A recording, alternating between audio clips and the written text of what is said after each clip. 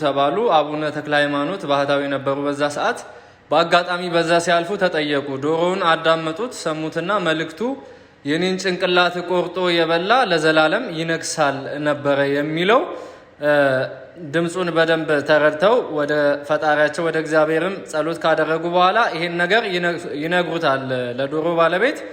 ከዛም ምግቡ ተሰርቶ እንዲቀርብለት ሲያደርግ ሴትዮዋ ግን ጭንቅላቱን ቆርጣ ጥላው ነበረ፣ አይበላውም ብላ ማለት ነው። ያን ጭንቅላት ደግሞ አንድ የንጉሱ ጋሻ ጃግሬ አግኝቶ ይበላዋል። ከበላው በኋላ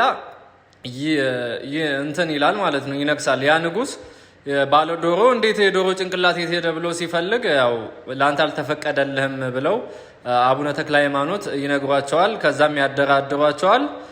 ከዛ በኋላ ያን የዶሮ ጭንቅላት የበላው ለዘላለም እንዲነግስ ተፈቀደለት፣ ነገሰ ማለት ነው።